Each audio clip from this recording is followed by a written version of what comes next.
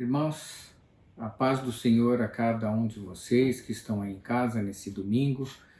Hoje nós vamos estudar uma mensagem que se encontra na Bíblia 4 vezes. É uma mensagem reiterada em 4 livros da Bíblia. Um no Antigo Testamento e 3 vezes no Novo Testamento. A primeira dessas mensagens aparece em Abacuque capítulo 2, versículo 3 e 4. Diz assim o Senhor: porquanto essa visão se cumprirá num tempo determinado, no futuro. É uma visão que fala do fim e não falhará. Ainda que demore, aguarde-a, confiante, porque ela certamente virá e não se retardará. Escreve, pois: eis que o ímpio está cada vez mais arrogante, suas vontades não visam bem, mas o justo viverá pela fé. Essa expressão, o justo viverá pela fé, aparece também por Paulo, na Epístola de Romanos e depois na Epístola de Gálatas. Paulo diz em Romanos, capítulo 1, versículo 16 e 17: porquanto eu não me envergonho do Evangelho, porque é o poder de Deus para a salvação de todo aquele que nele crê, primeiro do judeu, assim como do grego, visto que a justiça se revela no Evangelho, uma justiça que do princípio ao fim é pela fé, como está escrito: o justo viverá pela fé. Posteriormente, em Gálatas, Paulo diz assim: todos os que são das obras da lei estão debaixo da maldição, porque está escrito: maldito todo aquele que não persiste em praticar todos os mandamentos escritos no livro da lei. É, portanto, evidente que diante de Deus ninguém é capaz de ser justificado pela lei, pois o justo viverá pela fé. E finalmente o escritor de Hebreus, que pode ser Paulo, como pode ser um outro escritor, ele diz em Hebreus capítulo 10, versículo 36 a 39: em verdade vos afirmo que necessitais de perseverança, a fim de que, havendo cumprido a vontade de Deus, alcanceis plenamente o que ele prometeu. Pois dentro de pouco tempo aquele que vem virá e não tardará, mas o justo viverá pela fé. Contudo, se retroceder, minha alma não se agradará dele. Nós, entretanto, não somos dos que regridem para a perdição, mas sim dos que creem e, salvos, seguimos avante. Irmãos, esses 4 versículos dizem a mesma coisa: o justo viverá pela fé. E em dois deles está mencionado que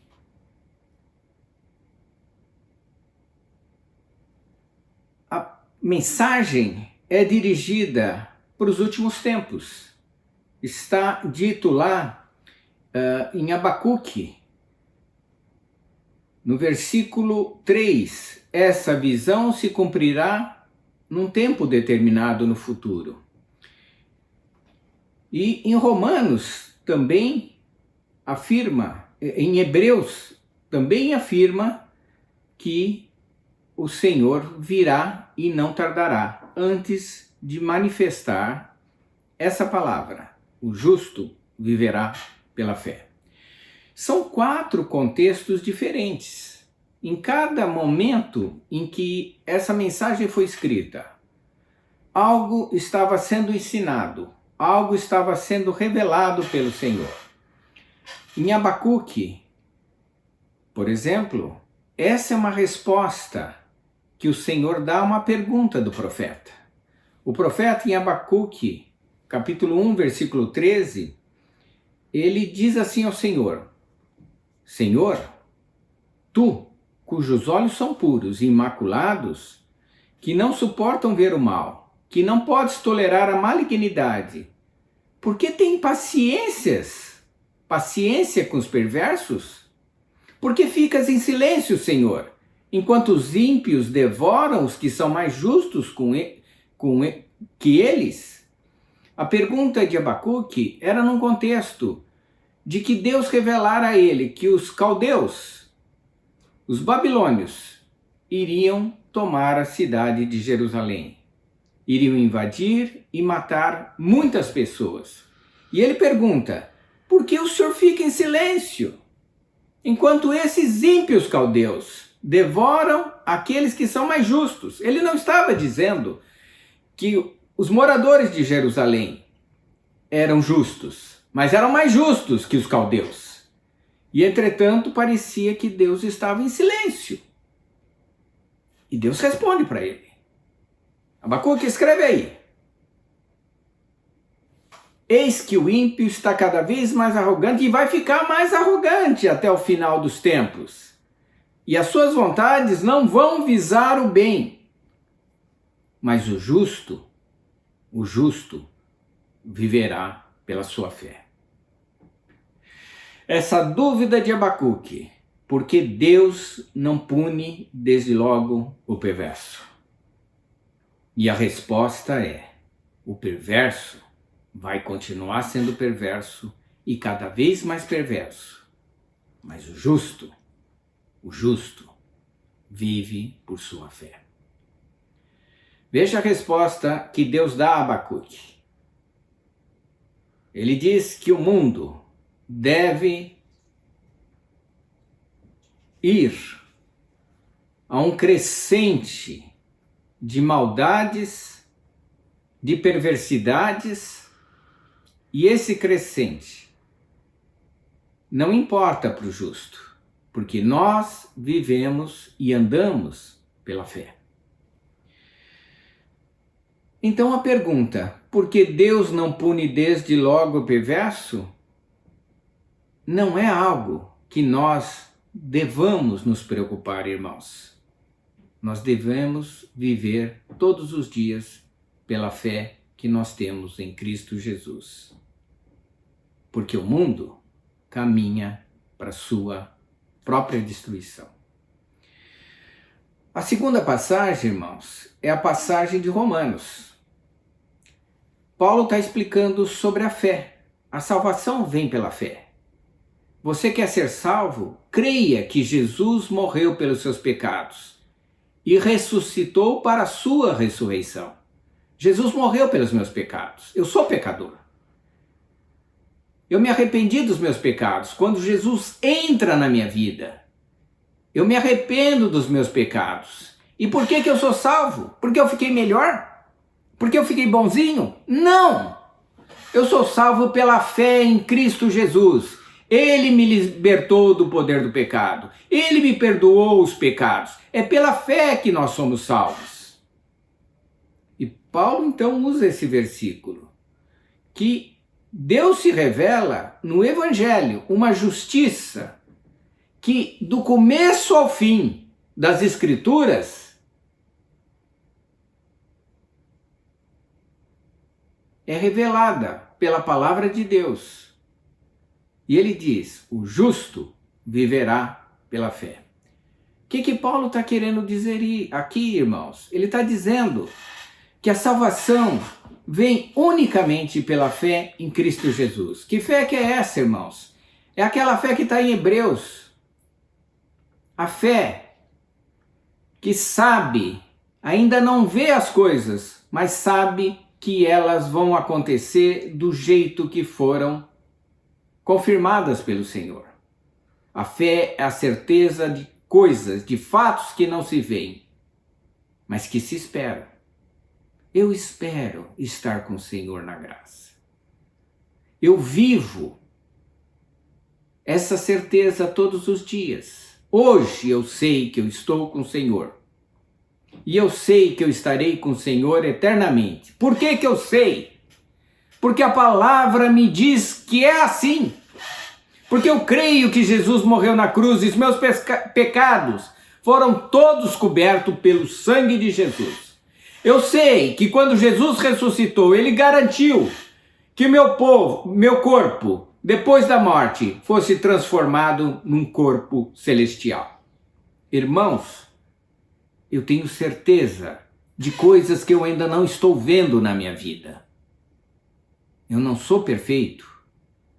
Hoje, meu corpo não está transformado, ele está sujeito a enfermidades, mas eu sei que o Senhor me dará um corpo sem doenças e eu viverei eternamente com o Senhor. Eu tenho certeza de coisas que eu não vejo agora, mas eu espero, porque a palavra diz que é assim. Essa é a fé. Nós somos salvos por essa fé que não titubeia, uma fé que não importa o que aconteça nesse mundo, irmãos. Nós somos do Senhor, novas criaturas em Cristo Jesus. E nós vivemos e morremos para o Senhor, porque nós estamos vivos diante da presença dele, louvando a Deus todos os dias até o fim, até a eternidade. Ou seja, os anos nossos não terão fim. Eu vivo nessa fé. E a justiça de Deus, ela se revelou no Evangelho, porque a boa notícia é: Jesus veio a esse mundo e morreu por mim, e por isso que eu estou justificado. E eu vivo por essa justiça que o Senhor me deu, que vem pela fé em Cristo Jesus. O justo, irmãos, vive pela fé. E como viveremos nesse mundo, que cada vez está ficando mais difícil de se viver? Como que eu vivo até o dia que o Senhor me chamar? Eu vivo pela fé, irmãos. Em Efésios, Paulo diz, no capítulo 2, no versículo 10, ele diz: nós somos criação de Deus, realizada em Cristo Jesus, para vivermos as boas obras que Deus já preparou no passado, para que nós vivêssemos e praticássemos hoje. Nós andamos por fé, e é nesse sentido que Romanos diz: você vive a cada dia, diariamente, você vive pela fé em Cristo Jesus, você está de pé, porque Cristo te mantém em pé, você está vivo, está saudável, porque Cristo te mantém assim. Você vive por essa fé em Cristo Jesus. Não importa o que está acontecendo por aí, não precisa perguntar para o Senhor: por que o Senhor não pune logo? Porque o Senhor tem o tempo dele. Mas nós vivemos pela fé, unicamente pela fé na palavra do Senhor. Em Gálatas, a pergunta é outra. Então é esse negócio de justiça de Deus? É a mesma coisa de ter uma religião? Não! Gálatas responde. Paulo, no capítulo 3, versículo 11 de Gálatas, diz: é portanto evidente que diante de Deus ninguém é capaz de ser justificado pela lei. A lei era obediência a mandamentos, irmãos. O justo vive pela fé. Irmãos, a prática religiosa, o ritual, a liturgia, não servem para nada se você não tem fé. A sua fé está numa pessoa viva que se chama Jesus Cristo. Essa é a nossa fé. Nós vivemos por essa fé. Nós não vivemos porque nós não somos salvos e nem justos, porque nós vamos à missa todo domingo ou vamos ao culto do domingo. Nós não somos salvos porque damos dízimos. Nós não somos salvos porque achamos que cumprimos todos os mandamentos da lei. Não! Nós somos pecadores. Nós somos salvos porque Jesus nos salvou. Ele nos escolheu para sermos salvos. E por isso nós somos salvos. Não é a religião que salva ninguém. Quem salva é Jesus. E a nossa fé está nisso, que ele diz: vocês são salvos porque eu os salvei. Não porque nós façamos alguma coisa, ou podemos fazer alguma coisa melhor do que nós somos. Não! Jesus é tudo em nós. E sem ele, nós não somos nada. O justo viverá pela fé, porque a justiça de Deus está unicamente em Cristo Jesus. Não está em cumprir mandamentos, não está em viver uma vida de ritos e liturgia ou de religião. A vida nossa está em Cristo Jesus, que morreu e ressuscitou por nós. Nós morremos com Ele e ressuscitamos com Ele. A vida é Jesus. Jesus é a vida em nós. Entende isso? Aquele que tem o Senhor tem a vida eterna. Quem não tem o Senhor não tem a vida eterna. Pode subir escadaria de joelho e você está morto pelos seus pecados do mesmo jeito, porque você não pode fazer nada pelos pecados que você praticou. O único que pode, já fez, é Jesus.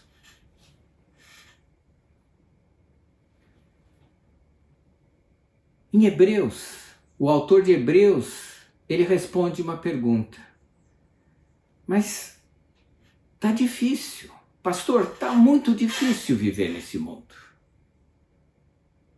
Será que a gente não pode de vez em quando dar uma desanimada, uma caída? E Hebreus responde: o justo viverá pela fé. Se ele retroceder, minha alma não se agrada dele. E ele responde no 39. Nós, entretanto, não somos dos que regridem para a perdição, mas sim os que creem, e salvos seguimos, ou aqueles que seguem adiante. Nós perseveramos. Não importa o que aconteça, irmãos, a palavra é: o justo vive pela fé. Ele vive todos os dias pela fé. Ele persevera nessa fé. Ele se mantém firme nessa fé. A fé é a âncora da alma. Ela nos mantém seguros. Por isso que ela é chamada de âncora da alma. E nós perseveramos nessa fé. Perseveramos nessa fé. E apenas perseveramos nessa fé. Não olhe para a situação do mundo. Não olhe para as coisas que estão acontecendo. Não olhe para as desgraças desse mundo. Olhe apenas para o teu Salvador. Ele te segura. Ele te sustenta. Ele é a razão de você estar firme hoje. Mantém-se firme com o Senhor. Muitas vezes somos assolados por palavras de desânimo, por acontecimentos que nos deixam desanimados. E nós enfraquecemos. E é por isso que em Hebreus diz: nós não regredimos, nós perseveramos. Se nós formos olhar nas Escrituras, em Esdras, quando eles estavam reconstruindo o templo, os inimigos do Senhor, eles usaram 4 armas para impedir que o templo do Senhor fosse reconstruído. Irmãos, a tática de Satanás é a mesma daquele tempo. Quando você está construindo na sua alma um templo adequado para a presença do Espírito Santo na sua vida, quando você está trabalhando a sua alma para que ela seja totalmente do Senhor, para que o Espírito Santo cada vez mais use você neste mundo. Quando você está trabalhando para que o Espírito Santo o transforme à semelhança de Cristo Jesus, o templo do Senhor. Nós somos o templo do Espírito Santo. Satanás usa as mesmas armas que ele usou quando Esdras estava à testa da construção do templo. Diz lá Esdras, capítulo 4, versículo de 4 a 7. Os povos da região mudaram de ânimo e passaram a desencorajar os obreiros de Judá, de os intimidar, atrapalhando na realização da obra. Irmãos, a palavra aqui é desencorajar, desanimar. Olha, isso não vai dar certo. Isso daqui vocês não vão conseguir. É a mesma coisa hoje, irmãos. É a mesma coisa. Não vai dar certo. Vocês estão esperando em quem? Esse negócio é Bíblia. Vocês estão esperando no que está escrito aí? Desencorajar, irmãos. Intimidar. Isso é para atrapalhar os planos de Deus, a obra de Deus. E a primeira arma é essa: intimidar, amedrontar, desanimar. E a segunda, está lá no versículo 5, subornar alguns conselheiros, para que eles se opusessem ao povo e frustrassem o plano de reconstrução. Conselheiros. Tem um monte de conselheiro nesse mundo, irmãos, com um monte de ideias, todas contra a Bíblia. Não se fie neles. Conselheiros do mundo não são bons conselheiros. O nosso conselho vem do Senhor. É o Espírito Santo, irmãos. Ele nos aconselha. É o Espírito Santo, é o único conselheiro, irmãos. Conselho do mundo não serve para nada. O único conselheiro nosso. E nele nós podemos confiar todos os dias. E podemos confiar e ouvi-lo se nós formos até ele. Se nós perguntarmos para ele. Se nós falarmos com ele. Mas se o nosso conselheiro é a Rede Globo, se o nosso conselheiro é qualquer rede de televisão, se o nosso conselheiro é jornal, se o nosso conselheiro é amigo do bairro, se o nosso conselheiro é amigo da escola, se o nosso conselheiro é o mundo, é um desastre, irmãos. Aconselhe-se com o Senhor. Ele te anima, ele te põe de pé, ele te fortalece.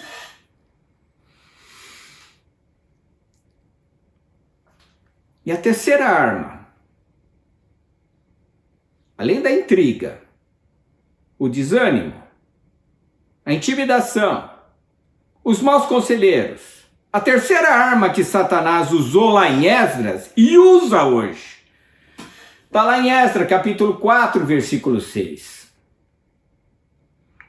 Diz assim: no início do reinado de Assuero, ou Xerxes, em Persa, esse povo inimigo do Senhor, levantou uma acusação contra os habitantes de Judá e Jerusalém. Irmãos, isso já é daquele tempo. E eu estou usando a versão da King James atualizada, em todos os versículos.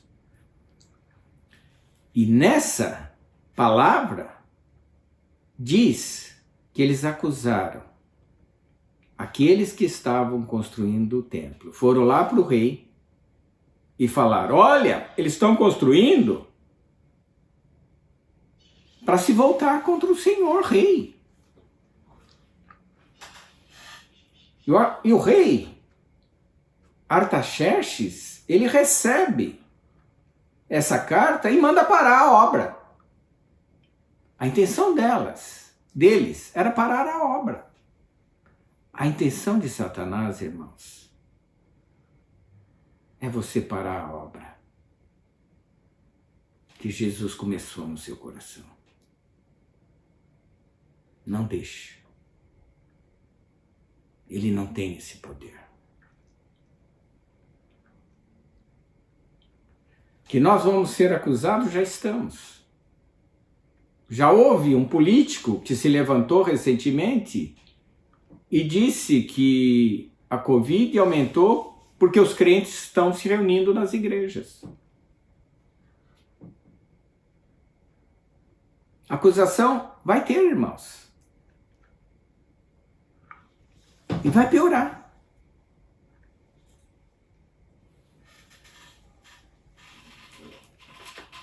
Mas Hebreus diz: o justo viverá por sua fé.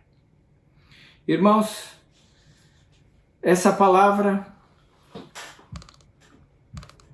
é uma reiteração do que está na palavra de Deus por 4 vezes. Nós vivemos unicamente pela fé. Não importa que pareça demorado para o Senhor agir, mas Ele vai agir. Não importa o que esteja acontecendo no mundo, você não tem que ficar preocupado com isso. A justiça de Deus está na palavra de Deus, do princípio ao fim. A justiça de Deus se revela no Evangelho que Jesus trouxe a esse mundo. Eu sou a salvação. Ninguém vai ao Pai senão por mim. A justiça de Deus não significa ter uma religião. A justiça de Deus significa que nós vivemos pela fé em Cristo Jesus todos os dias. Irmãos, a justiça de Deus implica em não desanimar. Venham acusações, venham intrigas, venham maus conselheiros, nós fiamos no nome do Senhor. E a palavra é essa para os irmãos hoje. Irmãos, nós vivemos e morremos pela fé em Cristo Jesus. Nós somos dele. Amém. Amém.